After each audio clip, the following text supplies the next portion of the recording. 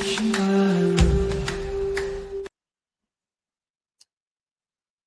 નમઃ શિવાય. દોસ્તો, પવિત્ર શ્રાવણ માસ નો હવે છેડો આમ દેખાવા માંડ્યો છે. આજે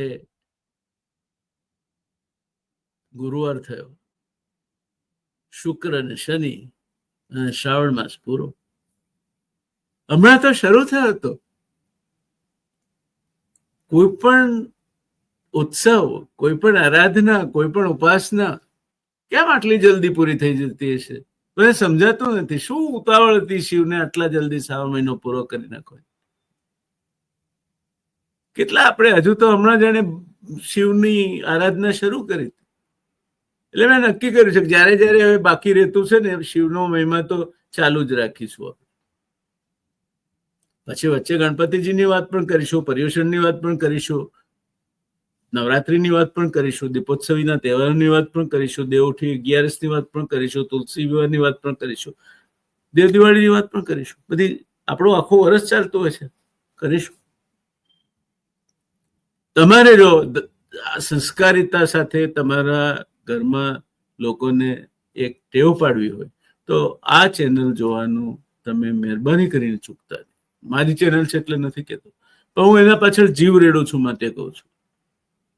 આજે અલખની ઉપાસના ચેનલ છે ને, એ અહીંથી આવે છે, અહીંથી નથી આવતી. તમે તમારા મિત્રોમાં, તમારા ઘરમાં જેની પાસે સ્માર્ટફોન હોય, અને પૈસો મારે લેવાનો નથી એમાં. તમે હમણાં હું એમ કહેતો કે મને 100 રૂપિયા આપો ને, ના, કઈ નહીં. એક પૈસો આપવાનો નથી. ખાલી તમે રજીસ્ટર કરો. વધારે લોકો જુએ એટલું તો કરો. એ પુણ્યના વહેંચણીમાં તો ભાગીદાર બનો. રજીસ્ટર કરાવો ના કર્યું તો. અને રેકોર્ડ એવું કે છે કે 100 માણસો આપણો શો જોવે છે, એમાંથી માત્ર 20 માણસો જ રજીસ્ટર કરાવે છે. 80 માણસો પેલા ગાડીમાં વગર ટિકિટે મુસાફરી કરતા મુસાફરો જેવા છે, રજીસ્ટર કરાવવાની પણ દરકાર નથી કરતા. તમે એવું કરશો અને પછી એવી અપેક્ષા રાખો છો કે તમે ફરજ ચૂકો ને તમને ભગવાન પુણ્ય આપશે? કરો ને, રજીસ્ટર કરો. શું કરો આવું કરો છો? એનાથી મને હૂંફ મળશે, સન્માર્ગે જવાની પ્રેરણા મળશે. પૈસો આપવાનો નથી, આમાં લેતી દેતીનો સવાલ નથી. આપણે પણ કરો ને. તમે રજીસ્ટર કરો, તમારા મિત્રોને કહો રજીસ્ટર કરે. અને મજાની વાત તો એ છે કે આપણી ચેનલ આજે છે અલખની ઉપાસના, એના 20% દર્શકો વિદેશમાં છે. સૌથી વધારેમાં વધારે દર્શકો 8% અમેરિકામાં જોવાય છે. ત્યાર પછી 3.5% કેનેડામાં જોવાય છે. એટલે 8 ને 3.5, 11.5, અને બાકી રહ્યા જે તે યુકે, ગલ્ફ કન્ટ્રીઝ અને ઓસ્ટ્રેલિયામાં જોવાય છે. જામતી જાય છે. તે આપણું કામ ક્યાં છે? તો ભોળિયા રાજાનું કામ છે. કરશે એની રીતે આપણે આપણું કામ કરો. નિજાનંદની મસ્તીમાં મસ્ત રહો. ઓમ નમઃ શિવાય, નમઃ શિવાય, નમઃ શિવાય, નમઃ શિવાય. શંભો હર, શંભો હર, શંભો હર. કેટલો આનંદ આવે છે. દોસ્તો, આપણે તારકાસુર વિશે વાત કરી હતી, અછડતો ઉલ્લેખ કર્યો. એક રાક્ષસ હતો, એનું નામ હતું તારકાસુર. તારકાસુરે, એને ખબર હતી કે સતી નો વિરહ થયા પછી, સતીના વિયોગ પછી શિવે માત્ર અલખની આરાધનામાં જ પોતાનું જીવન આપી દીધું છે. ધ્યાન મગ્ન રહે છે અને એમણે લગ્ન જ નથી કર્યું પછી. એટલે એણે બ્રહ્માજી પાસે વરદાન માંગ્યું કે મને શિવના સંતાન સિવાય કોઈ મારી ના શકે. જેવો માણસ એવા વિચારો ને આવે. આ રાક્ષસ હતો, તેને રાક્ષસ જેવા વિચાર આવે. તો રાક્ષસને તો એવા જ વિચાર આવે ને, હું અમર થઈ જાઉં. ઘણા બધા રાક્ષસો અમર થવા માટે કામે લાગતા હોય છે. દરેક રજકણ પોતે સુરત થવાને મતતો હોય છે. સાંભળ્યું છે ગાયન પેલું? રજકણ સૂરજ થવાને શમણે, ઉડે જઈ પડે આથમણે. રજકણ સૂરજ થવાને શમણે. રજકણ ઉડે તો ખરો, જે હલકું હોય વધારે ઉડે, પણ પછી પડે ખરો. સૂરજ દાદાની સામે ઉડે તો એ આથમણે જ પડે પછી. એમ આ તારકાસુરે વરદાન માંગ્યું બ્રહ્માજી પાસે કે મારા મારું મૃત્યુ ભગવાન સદાશિવ મહાદેવના પુત્ર સંતાન સિવાય કોઈ ના કરી શકે. એને ખબર હતી કે મહાદેવજી તો સતી તો મોક્ષ પામી ગયા છે. શું થશે? એનો ત્રાસ વધી ગયો. તકલીફો આ થાય છે. બ્રહ્માજીએ ભોળાભાઈ વરદાન તો આપી દીધું કે હા તથાસ્તુ, પણ તમે એક વસ્તુ સમજી લો, સંસ્કૃતનો શ્લોક છે અને એ દુર્જન ને સજ્જન વચ્ચેનો ભેદભાવ સમજાવે છે. એ એવું કે છે કે વિદ્યા વિવાદાય ધનમ મદાય શક્તિ પરેશામ પરિપીડનાય ખલસ્ય સાધોર વિપરીત મેતદ જ્ઞાનાય દાનાય ચ રક્ષણાય. મેં પહેલા પણ આ શ્લોક થયો છે. વિદ્યા વિવાદમાં વાપરે, ધન અહંકાર કરવામાં વાપરે, સત્તા અહંકાર કરવામાં વાપરે. વિદ્યા વિવાદાય ધનમ મદાય શક્તિ પરેશામ, શક્તિ પોતાને આપ્યો ઈશ્વરે તો એ પારકાને હેરાન કરવામાં વાપરે, પીડા આપવામાં વાપરે. આ દુર્જનના લક્ષણો છે. પણ ખલસ્ય સાધોર વિપરીત મેતદ, ખલ એટલે દુર્જન, સાધોર એટલે સજ્જન, એના લક્ષણો અંતે તદ્દન વિપરીત છે. એને વિદ્યા પ્રાપ્ત થઈ હોય તો વિદ્યા વિવાદાય ધનમ મદાય શક્તિ પરેશામ પરિપીડનાય ખલસ્ય સાધોર વિપરીત મેતદ જ્ઞાનાય. વિદ્યા મળી હોય તો જ્ઞાન આપવા માટેનો ઉપયોગ કરે. અમારા એક સાહેબ હતા, પુણ્યશ્લોક વાસુદેવ ઠાકર સાહેબ, ઘરે બોલાવે. મને એવા એવા લોકોનો સહારો મળ્યો છે વિદ્યાર્થી તરીકે. એવડે એક પૈસો મારી પાસેથી ક્યારેય લીધો નથી. હાઈસ્કૂલ સ્કોલરશીપમાં જિલ્લામાં પ્રથમ આવ્યો તો અમારા ચિમનભાઈ ખત્રી સાહેબને શેર લોહી ચડે. મારો વિદ્યાર્થી પહેલા, પણ ચિમનભાઈ ખત્રી સાહેબ મારી પાસે પૈસો લીધા વગર મને કોચિંગ કર્યું એ ક્યારે કહી નહીં, કોઈને નહીં કહે. એવા જ અમારા પ્રોફેસર પિયુષ પરેખ સાહેબ, ડોક્ટર JS દવે સાહેબ, IITમાં ડોક્ટર કટ્ટી સાહેબ. મારા જીવનમાં મારા મા બાપનો જેટલો ફાળો છે એટલો જ ફાળો મારા શિક્ષકોનો છે વિકાસમાં. તો વિદ્યા વિવાદાય ધનમ મદાય શક્તિ પરેશામ પરિપીડનાય ખલસ્ય સાધોર વિપરીત મેતદ. સજ્જન માણસને વિદ્યા મળી તો એ જ્ઞાન આપવા માટે વાપરે. ખલસ્ય સાધોર વિપરીત મેતદ જ્ઞાનાય. ધન મળ્યું હોય તો દાન આપવા માટે વાપરે. અને શક્તિ હોય એની પાસે તો કોઈ નિર્બળને રક્ષણ આપવા માટે. કોઈક વખત ફરી વાત કરીશું ઓલા અને શિબી રાજાની કે શક્તિનો શું ઉપયોગ થઈ શકે. દોસ્તો, એક વણઝારો હતો, એને એક છોકરો, એ છોકરો કુંભારિયા કરીને એક જગ્યા છે, ત્યાં એને વાવ બનાવેલી. તો એ વાવ ઉપર બેઠો બેઠો જે લોકો વટે માર્ગો ત્યાંથી પસાર થતા હોય, તરસ લાગ્યો, વાવનું પાણી મીઠું કોપરા જેવું, ઉભા રહીને ખાસ પાણી પીવા પડે. એમની પાસેથી એ એક પાઈ લે. એ જમાનામાં પાઈની કિંમત હતી, એક પાઈ લે. એક વખતે વસ્તુપર તેજપાલ ત્યાંથી નીકળ્યા. એમણે જોયું કે આ છોકરો, કેમ તું પૈસા લે ભાઈ? એટલે કે આ જો શિલાલેખ વાંચો, આ જેને વાવ બંધાઈ છે ને મારા દાદા છે. આજે અમે ગરીબ સ્થિતિમાં છીએ તો હું આ રીતે પૈસા ઉઘરાવીને ગુજરાન ચલાવું છું મારું. અને શેઠના મગજમાં ચમકારો થઈ ગયો. માં જગદંબાના દર્શન કરવા જવાના હતા, તેથી અતૂટ શ્રદ્ધામાં જગદંબા ઉપર જગદંબાના દર્શન કરવા જવાના હતા. એમણે શું માંગ્યું ખબર છે? એને વિચાર્યું કે મારા સંતાનો આવા પાકશે તો હું આ દેરાસરો બનાવું છું, અદભુત કોતરણી વાળી રચનાઓ બનાવું છું. મારા સંતાનો આવા પાકશે તો, મારા પાછળ એ લોકો કોઈ સાધર્મિક ભક્તિ માટે આવે તો એમની પાસેથી પૈસા ઉઘરાવશે તો શું થશે? આ તો ના ચાલે. જુઓ સજ્જન માણસ કઈ રીતે વિચારે છે. એ આગળની પેઢીઓનું વિચારે છે કે મારા પાછળની પેઢીમાં જો એકાદા વણઝારાના છોકરા જેવો નપાવત પાક્યો તો જે કઈ આ બધું કર્યું છે એના ઉપર દાપુ નાખશે અને પોતે એમાંથી રડી ખાશે. માં જગદંબા સમક્ષ એના દરબારમાં હાજર થાય છે, નતમસ્તક થાય છે, હાથ જોડી શિર નમાવીને માને વંદન કરે છે. યા દેવી સર્વભૂતેષુ શક્તિ રૂપેણ સંસ્થિતા નમસ્તસ્યૈ નમસ્તસ્યૈ નમસ્તસ્યૈ. એમાં તને વંદન કરું છું. અને માં કહે છે એની ભક્તિથી પ્રસન્ન થઈ, માગશું જોઈએ. અને ક્ષણનાય વિલંબ વગેરે શેઠ માગે છે, માં હું માગું છું મને મારો નખો જ જાય, મારી પાછળ કોઈ વારસદાર ન થાય, કે જેથી પેલા વણજારાના છોકરાની માફક હું આ જે કઈ કરી રહ્યો છું ધર્મના કામો એના ઉપર દાપવું પડે. આ સજ્જનની ભાવના હોય. કુળનું નિકંદન નીકળી જાય તો ચાલે, પણ સમાજનું અહિત નહીં થવું જોઈએ. અત્યારે સમાજનું નિકંદન નીકળી જાય તો ચાલે, પણ કુળનું અહિત નહીં થવું જોઈએ. પછી રાક્ષસી સંતાનો પાકે તારકાસુર જેવા. તારકાસુરે તો ત્રાસ વર્તાવવાનો શરૂ કર્યો. ત્રાહિમામ ત્રાહિમામ ત્રાહિમામ પુકારી ગયા દેવો. ક્યાં જાય? મહાદેવજી તો બેઠા તો ધ્યાનમાં. એમને સંતાન હતું નહીં કે તારકાસુરને મારે, ત્યાં સુધી કોઈથી હારવાનું નહોતું. એટલે સરવાળે સમસ્ત લોક, ત્રણેય લોકમાં હાહાકાર મચી ગયો.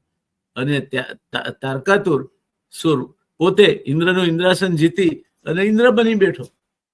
દેવોનો રાજા હું ઇન્દ્ર, મેં ઇન્દ્રને જીત્યો છે. દેવો બહુ દુઃખી થયા.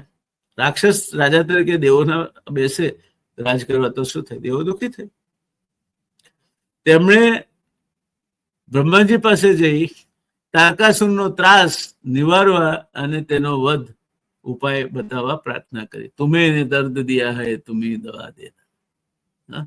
તમે આ પ્રભુ કર્યું છે કરતું, તો તમે જ આનો ઉપાય બતાવો અને આ દૈત્યને કઈ રીતે એનો વધ થાય, કઈ રીતે એનો સંહાર થાય, એ ઉપાય એમને તમે બતાવો.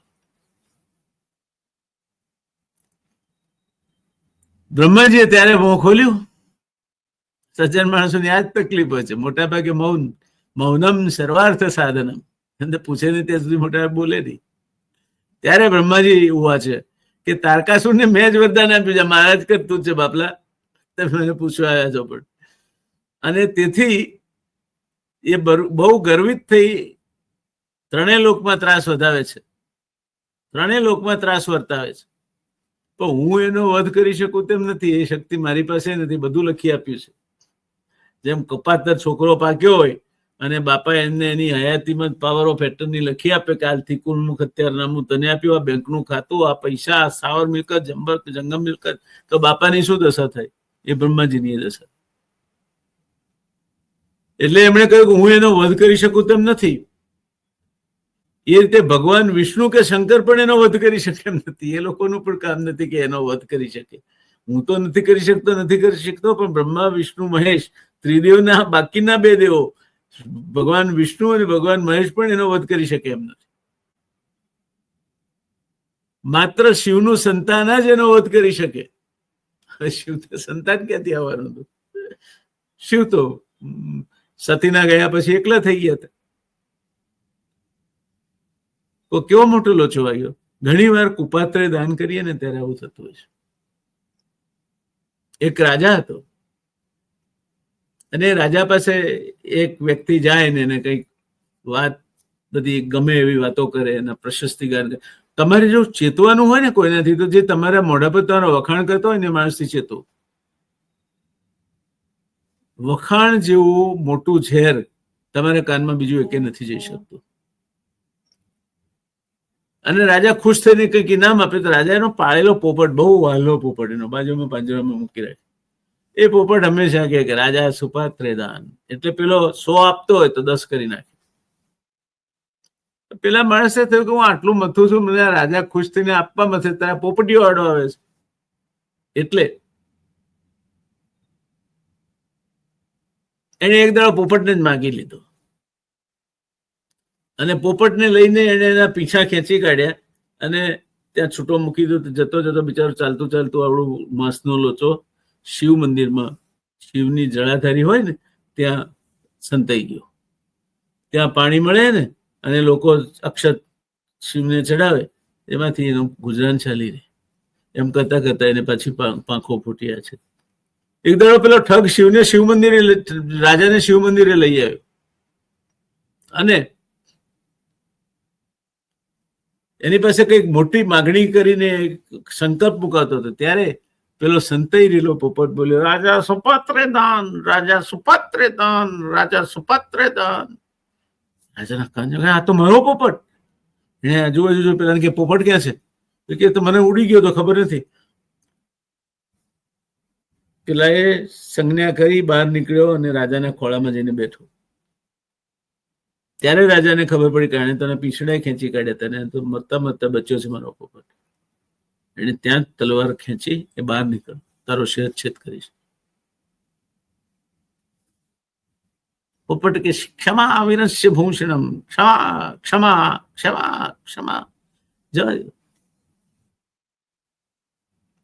પોતાનો જાન લેવા નીકળેલ માણસને એને ક્ષમા કરાવી.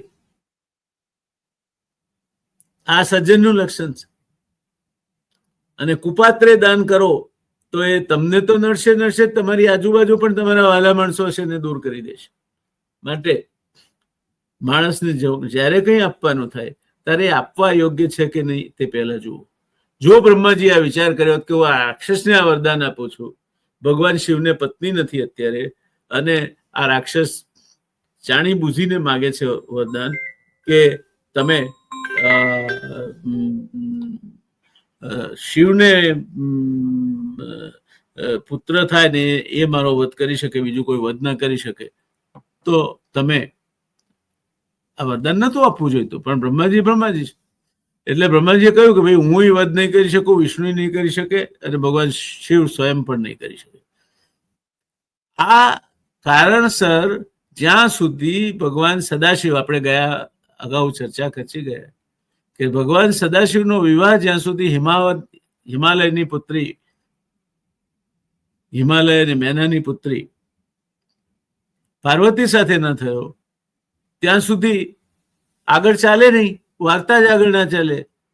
અને ભગવાન તો તપસ્યામાં રસ હતા. ભગવાને કઈ જગાડવા, જાગે તો ને તો ભાવ પરોઠી વાળીને બેસી ગયો હતો, તપસ્યામાં હતા. અને પિતા હિમવાનના કહેવાથી પાર્વતી પણ પ્રતિદિન શિવની પૂજા કરતા હતા. પાર્વતી અખંડ વ્રત કરતા હતા. આ સંજોગોમાં ભગવાન શિવને સમાધિમાંથી જગાડવા કઈ રીતે, એનો વિચાર કર્યો. તમે ગમે તેવો પ્રયત્ન કરો, બ્રહ્માજી સમાધિમાંથી જાગે તો પછી લગ્નની વાત આવે ને આગળ. જાગે જ નહીં તો કોની લગ્ન કરવાના તમે? એટલે આ બ્રહ્માજીને આ બધા કપટ ઇન્દ્રને સારા સૂજે. એને બધા ઘણા બધા કપટી કામો કર્યા છે. એમાંનું એક એને ઇન્દ્ર બ્રહ્માજીને સુજાડ્યું કે કામદેવનું સ્મરણ કર્યું એને, અને તેઓ મિત્રની મદદ કરવા તત્કાળ હાજર થાય. ઇન્દ્રના મિત્ર કામદેવ, કારણ કે આજુબાજુ અપ્સરાઓથી હોય ને ઇન્દ્ર સભા. માણસના 6 દુશ્મનો છે. કામ એમાં પહેલો આવે, ક્રોધ બીજો આવે, લોભ ત્રીજો આવે, મોહ ચોથો આવે, મદ એ અહંકાર પાંચમો આવે, અને મત્સર એટલે ઈર્ષા. આ 6 આપણા ષડ રીપુ કે છે. તો એમાં કામ એ પહેલા નંબરનો શત્રુ છે. એના માટે કહેવાય છે કે દિવા પશ્યતિ નોલુક, દિવસે ઘોડ જોઈ શકતો નથી. કાકો નક્તમ ન પશ્યતિ, કાગડો રાત્રે જોઈ શકતો નથી. અપૂર્વ કોપી કામાંધો દિવા નક્તમ ન પશ્યતિ, પણ કામથી આંધળો થયેલો માણસ, કામ વાસનાથી આંધળો થયેલો માણસ એ ગમે તે કરી શકે. એને દિવસ કે રાત કોઈ ભેદભાવ નથી લાગતો, સ્થળનો ભેદભાવ નથી લાગતો, કોઈ શરમ નથી, કોઈ આચાર નથી, કોઈ વિચાર નથી, કોઈ લાજ નથી. કામદેવનું સ્મરણ કર્યું, કામદેવ હાજર થયા. ઇન્દ્રે જે તારકાસુર રાક્ષસ હતો એના ત્રાસથી ત્રાહિમામ પુકારી રહેલ ત્રણેય લોકની બધી વાત કામદેવ આગળ કરી, અને બ્રહ્માજીએ જે ઉપાય સુજાડ્યો હતો તેની વાત કરી. અને કામદેવને એમણે કન્સલ્ટન્ટ નિમ્યા. શું કન્સલ્ટન્ટે શું કરવાનું? શિવનું તપ ભંગ કરાવવાનું, શિવને સમાધિમાંથી જગાડવાના. ત્યારે કામદેવ તેમની પત્ની રતિ અને વસંતને સાથે લઈ ભગવાન શ્રી યોગેશ્વર તપ કરતા હતા ત્યાં ગયા. રૂડો જુઓ આ ઋતુરાજ આવ્યો, મુકામ તેણે વનમાં જમાવ્યો. આ વસંતનું વર્ણન છે. કોયલ બોલવા માંડે, કુ કુ કુ. કાકો કૃષ્ણ પિકો કૃષ્ણ, કો ભેદ પિકકા કયો, વસંત સમય પ્રાપ્તે તું કાકો કાક પિકો પિક. આબુ બાજુ કે ઉદયપુર બાજુ જાઓ તો કેસુડા તમારું મન મોહી લે એમ ખીલ્યા હોય, શિમળાના લાલ ચટક ફૂલ ખીલ્યા હોય, ભમરાઓ ગુંજતા હોય, જુઈને કળીઓ બેઠી હોય, બધું વાતાવરણ આનંદમય હોય, કુંપળો ફૂટી રહ્યો હોય, ઝાડને લીમડાને મોર આવવાનો હોય, ગુડી પડવો આવી રહ્યો હોય સામે. આ વસંત. તો વસંતને અને રતિને લઈને શિવની સમાધિ ભંગ કરવા ઉપડ્યા ભાઈ.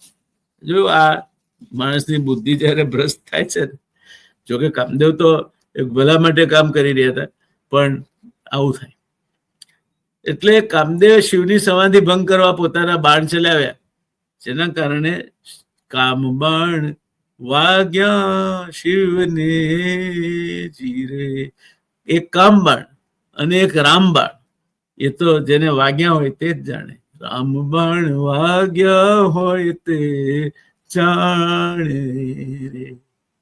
તો શિવની સમાધિ ભંગ કરવા એટલે પોતાના બાણ ચલાવ્યા, જેના કારણે શિવજીનું ધ્યાન ભંગ થયું.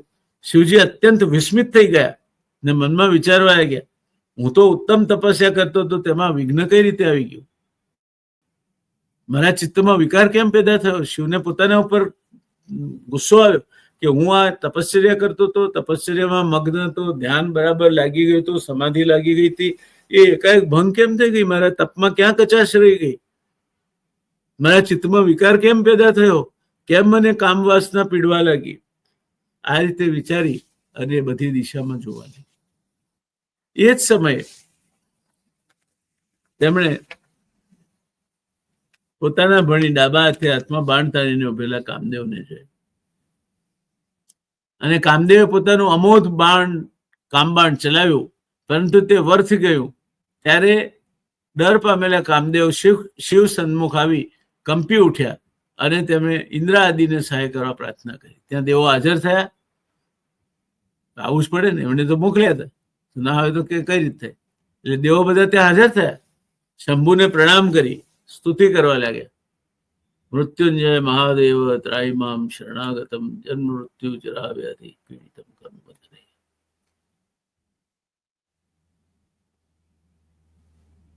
ઓમ ત્રંબકમ કિજામહે સુગંધિમ પુષ્ટિવર્ધનમ ઉર્વારુકમેવ બંધનાત મૃત્યોર્મુક્ષીયમામૃતાत्. પણ વિષ્ણુના જેવી શિવની સ્તુતિ પણ છે. શાંતાકારમ શિખર શયનમ નીલકંઠમ સુરેશમ વિશ્વાધારમ સ્ફટિક સદૃશમ શુભ્રવર્ણમ શુભાંગમ ગૌરીકાંતમ ત્રિતલનયનમ યોગીભિર્ધ્યાન ગમ્યમ વંદે શંભો ભવભયહરમ સર્વલોકૈકનાથમ. જે રીતે પુષ્પદંતે સ્તુતિ કરી હતી. મહિમ્ન પારંતે પરમ વિદુષો યશી સ્તુતિર્બ્રહ્માદીના મપિ તદવસન્ના ત્વયિ ગિરા. જેને જેને ભીડ પડે, સુખે સાંભળે સોરીને, દુઃખે સાંભળે રામ. બધા ભગવાનની સેવામાં હાજર થઈ ગયા. જ્યારે દેવતાઓ સ્તુતિ કરી રહ્યા હતા, તે સમયે શિવે એમના ત્રીજા નેત્રમાંથી અગ્નિ પેદા કર્યો. ત્રીજું નેત્ર ખોલ્યું અને કામને બાળને ભસ્મ કરી નાખ્યો. દેવતાઓને બહુ દુઃખ થયું. કામદેવના ભસ્મ થઈ જવાથી રતિ પણ બેભાન થઈ ગયા, અને ત્યાં ઉભેલા પાર્વતીનું શરીર પણ ફિક્કું પડી ગયું. તેઓ તેમની સખીઓ સાથે પોતાના ભવન તરફ ચાલ્યા ગયા. બહુ મોટો ગમખ્વાર અકસ્માત થઈ ગયો. જ્યારે રતિને ભાન આવ્યું ત્યારે વિલાપ કરવા લાગી. ત્યારે દેવતાઓએ રતિને આશ્વાસન આપ્યું અને શિવજી પાસે આવી પ્રાર્થના કરવા લાગ્યા અને કહ્યું કે કામદેવે જે કંઈ કર્યું છે એના માટે ખરેખર તો અમે ગુનેગાર છે.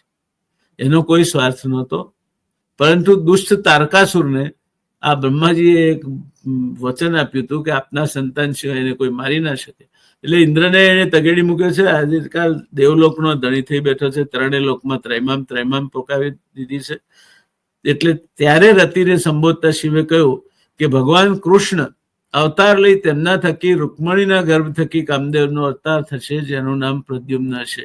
ઓખારણ વાંચ્યું હોય તો ભલે, નહીં વાંચ્યું હોય તો આપણે વૈશાખ મહિનામાં વાંચીશું. અલુણાનું વ્રત કરે છે બેન. તો ભગવાન કૃષ્ણ અવતાર લઈ રૂકમણીના ગર્ભ થકી કામદેવનો અવતાર થશે, જેનું નામ પ્રદ્યુમ્ન છે. અને તે વખતે તું એને ફરી પતિ તરીકે પામીશ ત્યાં સુધી કામદેવ અનંગ, એને કામને અનંગ કહે છે. અનંગ એટલે શરીર રહિત, જેનું શરીર નથી. અન એટલે નથી અને અંગ એટલે શરીર. તે રીતે તું રહેશે. મારી કૃપાથી સૌના હૃદયમાં તે વાસ કરશે અને સદા મારા ગણ તરીકે રહેશે. આમ કહી શિવજી અંતર ધ્યાન થયા. દેવોનું કામ પત્યું. પછી તો શિવના સંતાનો થયા અને એમણે પછી જે કઈ કામદેવનું તારકાસુરનો જે કઈ અંત લાવવાનો હતો તે એમણે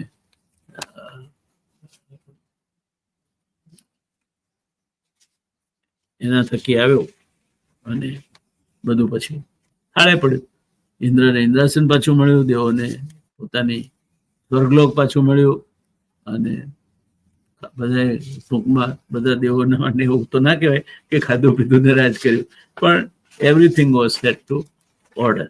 આ વાત એટલા માટે યાદ આવી કે રતિની પ્રાર્થનાને કારણે ભગવાન શિવના નેત્રાગ્નિથી કામ ભસ્મ થયું અને રતિની પ્રાર્થનાથી દ્વાપર યુગમાં રૂકમણીજીની કુખે પ્રદ્યુમ્ન તરીકે અવતરણ પામ્યું.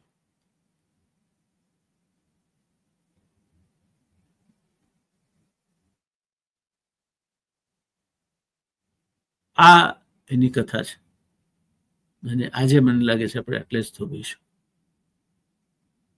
માટે આજે 6 દુશ્મનો છે આપણા. કામ, ક્રોધ. જ્યારે ક્રોધમાં માણસ હોય ને ત્યારે એની બુદ્ધિ બહારગામ જતી રહે છે અને એ ક્રોધમાં જે કામ કરે છે એનો એને વસવસો પછી થાય છે. ક્રોધને ત્યાગો. બહુ ક્રોધ આવે તો મૌન ધારણ કરી લો, રસ્તો બદલી નાખો, કામ બદલી નાખો, ત્યાંથી જતા રહો. જે કરો તે. કામ, ક્રોધ, મોહ. મોહવશ તો બહુ અંજાઈ ગયો. અમુક માણસ તો એવા કપડાં પહેરે, તેની પર્સનાલિટી જો, એની વાત છટા જો, કેવો સરસ એ ભાષણ આપતો. મોહમાં આવીને કોઈના ઉપર ફિદા નહીં થઈ જતા. એને નાણો, એને ચકાસો.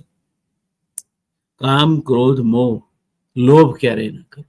બધા પાપોનું મૂળ લોભ છે અને જ્યાં લોભિયા હોય ત્યાં દુતારા ભૂખે નથી મરતા. એટલે લોભ કરીને તમે સંચિત કરશો, છેવટે દુતારા નાથમાં જશે. મોહ પછી આવે મદ, અહંકાર. તો રાજા રાવણ ભૂખેરો પણ નથી રહ્યો. બરાબર. 10 મસ્તક વાળા રાવણે અહંકાર કર્યો તો ભગવાન રામચંદ્રજીએ એના અહંકારનો જવાબ આપ્યો. કંસે કર્યો તો કૃષ્ણે જવાબ આપ્યો. હિરણ્યકશિપુ કર્યો તો નૃસિંહાવતારે જવાબ આપ્યો. અહંકાર કોઈનો ટક્યો નથી, ટકતો નથી. એટલે કામ, ક્રોધ, મોહ, લોભ, મદ અને મત્સર, ઈર્ષા કોઈ ના કરે. સૌ સૌના નસીબનો ભોગવે છે, સૌ સૌના નસીબનો ખાય છે.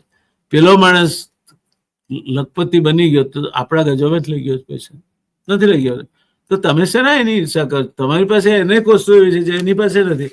તમે સારું તંદુરસ્તી ભોગવો છો, તમારા સંતાનો સારા પાક્યા છે, પત્ની સારી મળે છે, તમે શાંતિથી રહી શકો છો, રાત્રે પથારીમાં પડો એવી તમને ઊંઘ આવે છે, તો કોઈની ઈર્ષા શેના માટે કરો છો? ગુણ જુઓ, હંમેશા ગુણાનુરાગી થાઓ. શ્રાવણ મહિનામાં એક વસ્તુ નક્કી કરો કે હું અવગુણ જોવાનું બંધ કરીશ. અવગુણ દેખાય છે કોઈનામાં તો આંખ મૂંચી જઈશ. કોઈના વખાણ કરવા હોય તો એની પીઠ પાછળ કરો અને એને ક્રિટિસાઇઝ કરવો હોય, એની ટીકા કરવી તેના મોઢા પર કહો કે સાહેબ, પણ શબ્દ વિવેક જાળવીને. સત્યમ વદ, સાચું ચોક્કસ બોલો, પણ પ્રિયમ વદ. સત્યમ અપી અપ્રિયમ માં બ્રુયાત. સત્ય હોય પણ અપ્રિય લાગે એવું નહીં બોલવું. સાચું બોલવું, પ્રિય લાગે તેવું બોલવું, પણ સત્ય હોય અને છતાં પણ કોઈને આપણે એની ઠેસ પહોંચાડીએ ભાવનાઓને, એવું નહીં બોલવું. સત્યમ અપી અપ્રિયમ માં બ્રુયાત, નહીં બોલો. આપણે શેના માટે કોઈને ખરાબ કેવું છે? સૌ સૌના કર્મના ફળો ભોગવે છે. પેલો માણસ તમારા ઘરમાંથી લઈ નથી ગયો, લખપતિ છે તો એ રૂપાળો છે તો તમે એને કઈ રૂપ ઉછીનું નથી આલ્યું. એ ભણવામાં પહેલા નંબરે પાસ થાય છે તો તમે માં સરસ્વતીની કૃપા છે, તમારા ત્યાંથી ચોરીને નથી લઈ ગયો વિદ્યા. શેની ઈર્ષા કરો છો તમે ભલા માણસ? અને તમારી પાસે છે, તમને તમારા નાક નીચે જે છે દેખાતું નથી. તમને ભગવાને કેટલું બધું આપ્યું છે? કોઈ દાડો વિચાર્યું? ભગવાન તમને કેટલું બધું આપે છે? આટલો બધો ઓક્સિજન હવામાંથી તમે લો છો. કોઈ દાડો બિલ આવ્યું તમારા ઉપર? અને દવાખાનામાં દાખલ થાવ તો એક બાટલો વપરાયેલ કેટલું બિલ આવે છે ખબર પડે? પાણી વર્ષા જ કરે છે. બિસ્લેરીની બોટલ કરતા વધારે સારું પાણી. એનું કોઈ દાડો બિલ મોકલ્યું ભગવાન તમને? નથી મોકલ્યું. સૂર્ય ઉર્જા આપે છે. તમારા પર કોઈ દાડો બિલ આવ્યું કે આટલા કલાક મેં તમને લાઈટ આપી, એનું આ બિલ છે આવ્યું? હવે તો સૂર્યમાંથી આપણે ઉર્જા પેદા કરીને એ રાત્રે વાપરીએ છીએ. બિલ આવ્યું કોઈ દાડો? તો ભગવાન તમને આટલું બધું આપે છે. એને તમને હવા આપી છે, વીંઝણો ડોળે એવી સરસ મજાની કુદરત આપી છે, સરસ મજાના વૃક્ષો આપ્યા છે, સરસ મજાના પક્ષીઓ આપ્યા છે, સરસ મજાનું વિશ્વ આપ્યું છે. રાત પડે, અમાસની રાત, અને આમ ઉપર જોઈએ તો આખું આકાશ જાણે ચંદરવો હોય તારલે મળ્યો, એવું ચંદરવા જેવું આકાશ આપ્યું છે. ભગવાને શું નથી આપ્યું તમને? પછી બધું તમને જ આપે? એને અબજો સંતાનો છે, કેટલાય જીવોનું એને પાલન કરવાનું છે. એને યોગ્ય લાગ્યું હશે, તમને આપ્યું છે. હંમેશા તમને ગમતી કોઈ વસ્તુ મળે તો એને પ્રભુનો પ્રસાદ માનો અને હરિકૃપા કહીને એનો સત્કાર કરો કે હરિકૃપાથી મને આપો. હે પ્રભુ, તારો આભારી છું. અને કંઈક અણગમતું બને ત્યારે હરી ઈચ્છા, ભગવાનની એવી ઈચ્છા છે, હરી ઈચ્છા બલીયસી. ભગવાનની ઈચ્છા હંમેશા બળવાન હોય છે. ભગવાનને આવું ગમ્યું છે. જીવનની આ નદી હરિકૃપા ને હરી ઈચ્છાના બે કિનારા વચ્ચે જોઈએ છે. કોઈ નદી એક કિનારે વહેતી નથી. કોઈ નદી એકલી હરી ઈચ્છાના કિનારે નથી વહેતી, કોઈ નદી એકલી હરિકૃપાના કિનારે નથી વહેતી. બંને હરિકૃપા અને હરી ઈચ્છાના બે કિનારા હોય ત્યારે નદી વહેતી હોય છે. અને એટલે જ આપણે કહીએ છીએ કે પ્રભો અંતર્યામી જીવન જીવનાદીન શરણા, પિતા માતા બંધુ અનુપમ સખા હિત કરના. આખી કવિતા નહીં કહું, પણ એમાં એવું છેલ્લે પ્રાર્થના પ્રભુને એવી કરી છે કે વહો એવી નીતે મુજ જીવનની સર્વ ઝરણી, દયાના પુણ્યોના તુજ પ્રભુ મહાસાગર ભરી. હે પ્રભુ, મારા જીવનની ક્ષણે ક્ષણ એ રીતે વસે કે હું મહાસાગર એવો તું એક નદી હતી જેમ આપણું જીવન છે તેમ પર્વતના ખોળેથી નીકળીને વહેતી વહેતી મેદાનોમાં થઈને દરિયા પર ભરાઈ જાય છે કે હું તો મરી જઈશ, મારું તો વિસર્જન થઈ જશે. એના હાથમાં નથી, દરિયામાં ભળે છે. ત્યારે એને ખબર પડે છે કે હું તો નદી હતી, એમાંથી દરિયો બની. મૃત્યુ અમંગળ નથી હોતું, મૃત્યુની કલ્પના અમંગળ છે. મૃત્યુમાં બીવા જેવું કઈ નથી હોતું. પછી શું થાય છે તમને કે મને કોઈને કઈ ખબર નથી. તો મૃત્યુની કલ્પના એ અમંગળ છે, આપણને નથી ગમતી. અને એટલે કદાચ કહેવત પડી છે કે સૂતા જેવું સુખ નહીં ને મુવા જેવું દુઃખ નહીં. આ શરીર જીર્ણ શીર્ણ થઈ ગયું હોય, આંખે દેખાતું ન હોય, દાંત પડી ગયા હોય, પગ ચાલતા ના હોય, ભાઈ રાખીને શું કરવું છે તમારે? યથા શરીરાણી વિહાય જીર્ણાની. જેમ વૃક્ષો છે એ દર વર્ષે એકવાર પોતાના પાંદડા ખંચેરી નાખે છે, એમ યથા શરીરાની વિહાય જીર્ણાની, શરીરો જ્યારે જીર્ણ થાય છે ત્યારે નવીન દેહ ધારણ કરે છે, પેલા સમુદ્રમાં પડી જાય છે. બહો એવી નિત્ય મુજ જીવનની સર્વ ઝરણી, દયાના પુણ્યોના તુજે પ્રભુ મહાસાગર. એના પહેલા કયું છે? પિતા પેલો આગે જગત વિટતો સાગર રહે, અને વેગે પાણી સકલ નદીઓના, સકલ નદીના તે ગમ વહે. વહો એવી નિત્ય મુજે જીવનની સર્વ ઝરણી, દયાના પુણ્યોના તુજે પ્રભુ મહાસાગર વળી. આ શું મજા આવી. શિવ શિવ શિવ શિવ, શંભો હર શંભો હર શંભો. ઓમ નમઃ શિવાય, ઓમ નમઃ શિવાય. આપ સૌને શ્રાવણ માસ ઝડપથી વિદાય થઈ રહ્યો છે, ત્યારે ભગવાન શિવની કૃપા આપના પર સદૈવ ઉતરતી રહે, સદૈવ આપની જાનંદની વસ્તીમાં મસ્ત રહો, એવી તમારા દોસ્ત જયનારાયણ વ્યાસની શુભકામના. શુભસ્તુ તે પંથાના. આપ જે માર્ગે ચાલો એ શુભ બને. આવજો. ઓમ નમઃ શિવાય, ઓમ નમઃ શિવાય, ઓમ નમઃ શિવાય.